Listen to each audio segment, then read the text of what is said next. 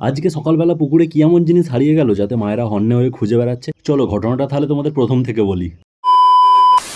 আমার জীবনের একটা বিশাল বড় সমস্যা হলো এই যে আমার কাজের দিনগুলোতে ঘুম ভাঙতে চায় না, যেন কুম্ভকর্ণের আত্মা ভর করে। আর ছুটির দিনগুলো মানে শনিবার রবিবার এত তাড়াতাড়ি ঘুম ভেঙে যায় যেন বিশাল এক রাজকার্যে যাব।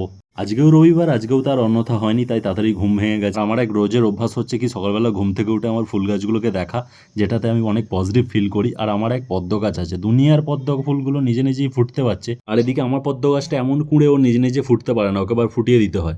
নিজের কাজ নিজে কর রে ভাই, আমাদের কাজ কে করে দেয়? তারপর হঠাৎ পুকুরের দিকে গিয়ে দেখতে পেলাম মায়েরা কি সব পুকুরেতে খোঁজাখুঁজি করছে। আমি ভাবলাম হয়তো কিছু হারিয়ে গেছে।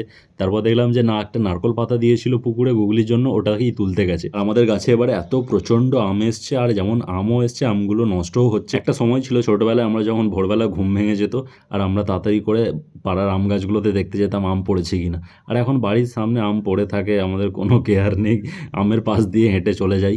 দেখেছো কত আম পচে আছে। তারপর আজকে যেহেতু রবিবার, মাটন না হলে হয়। ভাত ঘুম লাগবে।